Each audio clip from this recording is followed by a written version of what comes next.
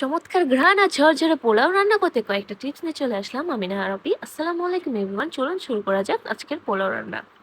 তেলে পেঁয়াজ ভাজার সময় এলাচ, লং, দারুচিনি, তেজপাতা হালকা ভেজে নেবেন। তারপর পেঁয়াজ হালকা ভাজা হয়ে গেলে তাতে চালটাও খানিকটা ভেজে নেবেন, আর তবে নাড়তে হবে বারবার, নাহলে নিচে লেগে যাবে। কালো এলাচ দেবেন।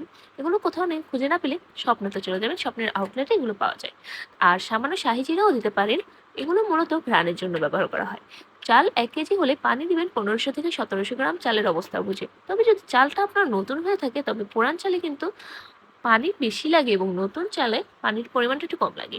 আর পানিটা আলাদা করে গরম করে রাখবেন, তাহলে দ্রুত চাল সেদ্ধ হবে। তবে নতুন চাল হলে পানিটা হাতে রেখে দিবেন, কারণ নতুন চাল দ্রুত সেদ্ধ হয়।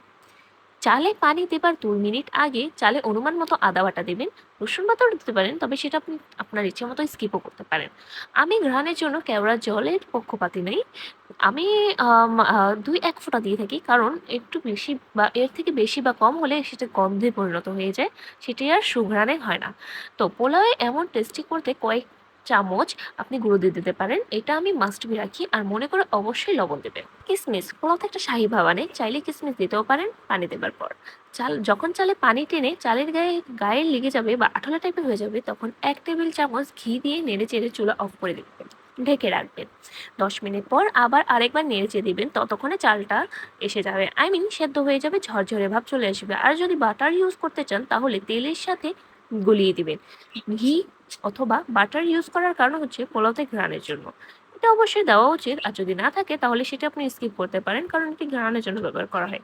এরপরও যদি দেখেন চালে একটা ভেজা ভাজা ভাব রয়ে গেছে, তাহলে চুলায় একটা তাওয়া গরম করে একদম লো হিট, একদম লো, যেটাকে আমরা নিবু নিবু বলি, সেরকম লো হিটে 10 থেকে 15 মিনিট দমে রাখবেন। আশা করি ঠিক হয়ে যাবে। এরপর পেঁয়াজের বেরেস্তা উপরে দিয়ে সার্ভ করে দেবেন।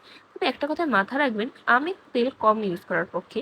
পোলাও ঝরঝরে করতে এক্সট্রা তেল দিতে একদমই নই।